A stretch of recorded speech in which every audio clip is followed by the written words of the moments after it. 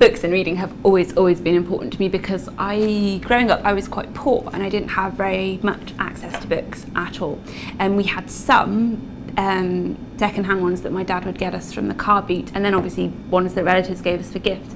But neither of my parents were particularly bookish, so books weren't a big thing. But for me they were huge, and I loved them. I loved these worlds that you could go into and these things you could learn and see and do that you don't get the opportunity to do in real life, hopefully, a lot of the time, thinking of you, the Hunger Games.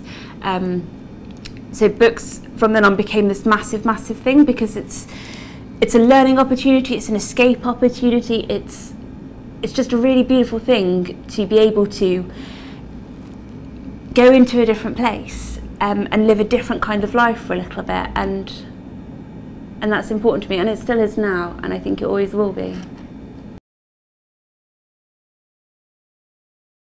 I would have to say I was inspired by all of the books I've ever read. There's nothing particular that stands out as being the book that made me go, yes, I can tell stories too.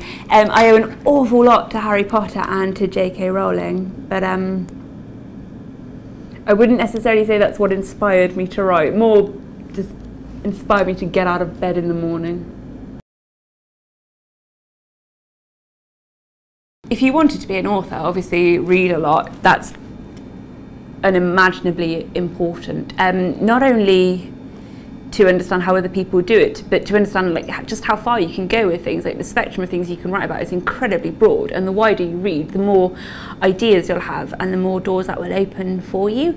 Write as well, even if you don't have time, even if you know what you're writing is absolutely rubbish, just do it anyway. You might find that there's like a sentence in the drivel that you've come out with that actually makes some sense and you can build on. And more importantly than that, I think you need to live.